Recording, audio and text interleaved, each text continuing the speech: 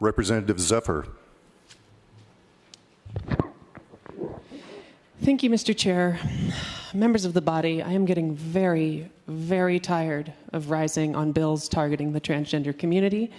This is the 6th bill I have had to speak on in 24 hours targeting the trans community across nearly every aspect of our life. And it is getting exhausting. I want to point out the sponsor said currently things aren't getting charged. I want to direct you to the fiscal note. In the fiscal analysis under the Department of Corrections, number 2, it says charges brought under the statute are currently, the department assumes charges that will be brought under the statute are currently being brought under existing statute.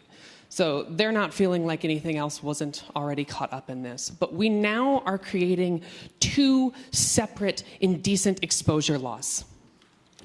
One, which we see at the beginning there, if you look at line 18 on page 1, in the general indecent exposure law.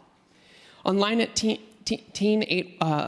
on section 1, line 18, conduct is likely to cause affront or alarm in order to abuse, humiliate, harass, etc. Abuse or gratify the person's own sexual response.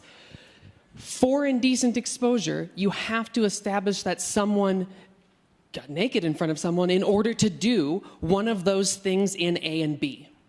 That's how our indecent exposure laws work currently. If you flip over to page 2, subsection 4, you will notice the in order to clauses are no longer there when it is a member of the opposite biological sex or opposite of the person's sex observed at birth. The language sex observed at birth, by the way, appears nowhere else in our Montana Code annotated. We know that this is targeting transgender people specifically because we had opponents to this bill come up and say, what does a trans man do? You know, I'm nervous about a trans woman who would feel like they have to go into a men's shower, or a trans man who felt like they needed to go to the women's shower. And the sponsor in judiciary, in his closing, said, yep, that reason is one of the reasons we're going to target, we're going to create this bill. That instance not being prosecuted is one that we would need to do it. You have 2 indecent exposure laws. One in our existing statute where someone is trying to abuse a person, where someone is trying to get sexual gratification.